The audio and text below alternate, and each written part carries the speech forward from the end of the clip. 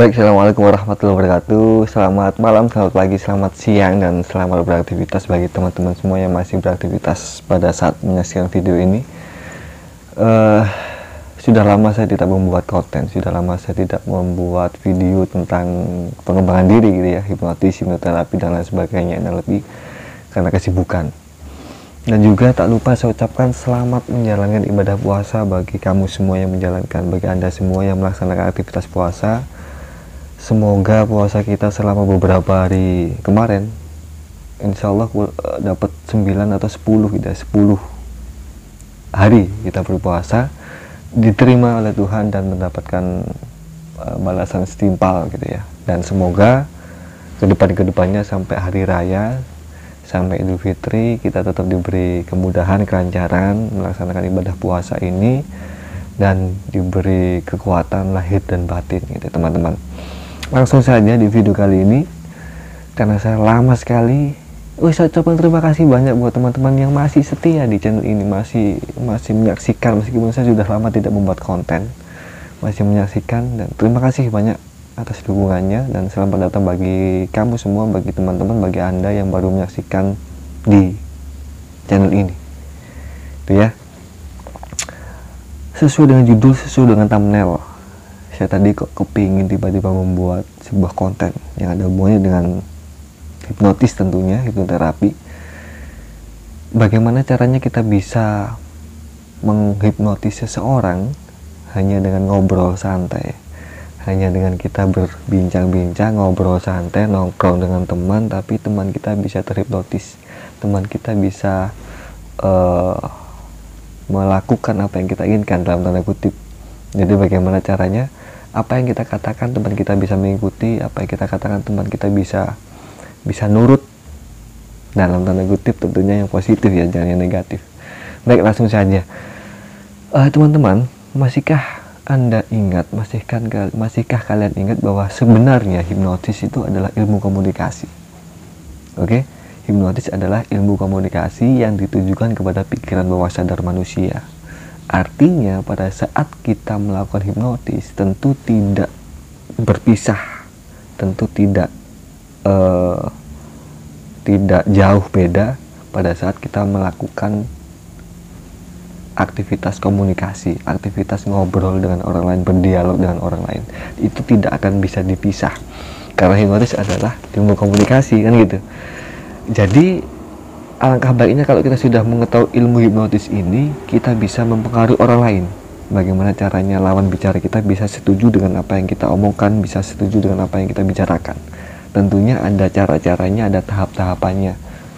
Buat teman-teman yang mungkin ada di sebuah organisasi, buat teman-teman yang mungkin ada di sebuah lembaga, ada yang di sebuah perkumpulan masyarakat dengan orang banyak, kenapa sih ada orang itu yang pada saat dia bicara itu pasti orang lain setuju?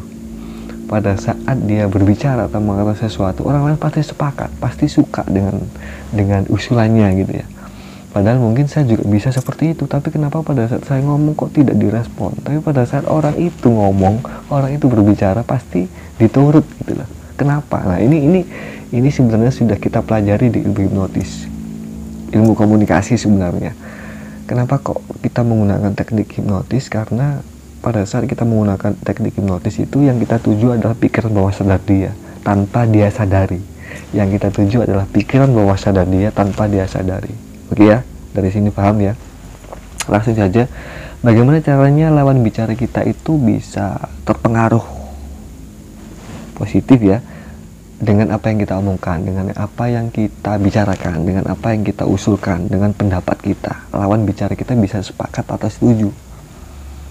Yang pertama adalah buat lawan bicara Anda itu nyaman dengan Anda. Nah, membuat nyaman itu banyak sekali caranya. Membuat nyaman seseorang banyak sekali caranya. Meskipun orang itu baru Anda kenal, meskipun orang itu baru saja ketemu misalkan, terus ngobrol dengan kita, caranya adalah buat dia nyaman dulu. Kalau dia sudah nyaman dengan kita, otomatis pikiran bawah sadarnya terbuka. Kalau sudah terbuka, kita ngomong apapun itu, dia pasti ada kecenderungan untuk setuju atau sepakat. Jadi yang pertama buat nyaman dia. Caranya bagaimana buat dia nyaman? Cari kesamaannya. Mungkin ini sedikit sudah pernah saya bahas ya. Cari kesamaannya. Namanya siapa? Alamatnya di mana? Oh, di situ ya. Saya dulu pernah ke situ loh. Tapi lupa tahun berapa gitu saya pernah di situ. Oke, ngobrol itu kan mencari kesamaan tuh. Meskipun kita tidak pernah ke situ misalkan. Tapi ini dalam rangka mencari kesamaan biar dia nyaman. Ada lagi misalkan contoh, sekolah di mana? Sekolah, kerja atau kuliah? Oh, saya kuliah di sini. Oh, di situ ya. Yang itu yang depannya ada itunya. Yang kampungnya bagus tuh. Banyak sekali lulusan di situ yang menjadi sukses di situ katakan. Saya dulu sebenarnya pernah punya keinginan sekolah di situ, kuliah di situ, tapi mungkin ya nggak tahu lah. Pokoknya bagus. Ya, jadi dia nyaman karena kita mendukung apa yang dikatakan. Kita mensupport apa yang dikatakan. Terus tanya lagi misalkan kesibukannya apa? Hobinya apa? Misalkan hobinya apa? Sepak bola kan. Misalkan hobinya apa? Naik gunung dan lain sebagainya. Saya tuh pernah naik gunung di gunung ini. Enak memang naik gunung itu. Seru. Kapan-kapan lah kita coba naik bareng gitu kan, dia biar nyaman gitu. Nah, itu salah satu contoh membuat lawan bicara kita nyaman dengan kita. Kalau dia sudah nyaman, baru masuk level yang kedua. Apapun yang dia katakan, imbui dengan kata iya. Atau yang kita katakan imbui dengan kata iya. Gitu. Contoh misalkan, sekolah di mana? Kuliah di mana? Kuliah di sini kan. Kuliah di kampus ini. Oh, di kampus itu ya? Dia pasti jawab iya. Kampus itu berarti yang hadap ke utara ya? Oh iya kan. Kampus itu baik sebenarnya. Bagus kampus itu. Banyak lulusan yang sudah jadi orang di lulusan itu, dan dosennya juga saya dengar dosennya itu enak-enak, meskipun kadang ada yang killer tapi enak gitu. Luas, kampusnya luas. Ada jurusan ini ya? Iya. Nah, itu jadi bagaimana caranya dia mengucapkan kata iya kepada kita dengan jawaban-jawaban yang kita sudah tahu bahwa dia akan menjawab iya. Kalau itu sudah terkoneksi dengan baik, baru kita tambahi dengan gestur kita. Tambahkan sedikit sentuhan, entah itu di bahunya, entah itu di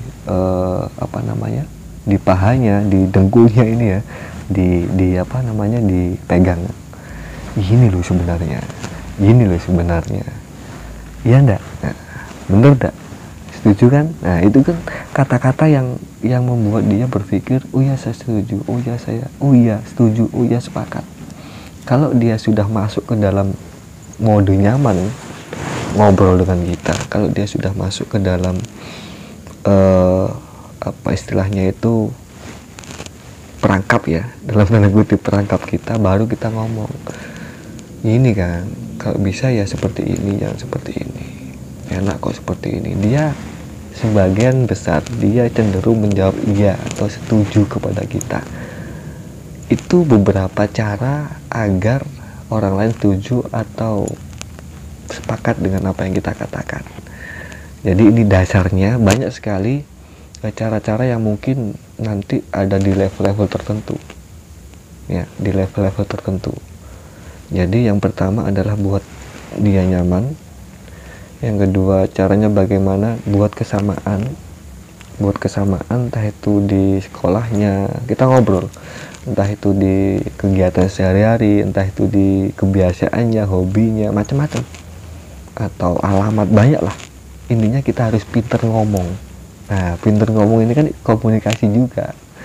Jadi hipnotis adalah kita bagaimana caranya pinter ngomong, pinter bernegosiasi, pinter berkomunikasi dengan orang lain. Kalau sudah kita pinter berkomunikasi, nanti gampang kita mempengaruhi orang lain dengan cara-cara yang ada di hipnosis. Seperti itu ya.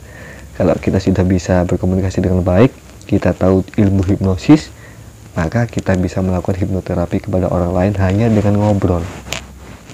Terutama untuk fobia-fobia kecil, takut balon, takut kucing, takut jarum, takut apa, itu bisa kita lakukan dengan mudah. Mungkin video singkat ini cukup sampai di sini ya. Semoga bermanfaat dan selamat menjalankan ibadah puasa. Mohon maaf apabila ada salah kata, dan sekian. Assalamualaikum warahmatullahi wabarakatuh.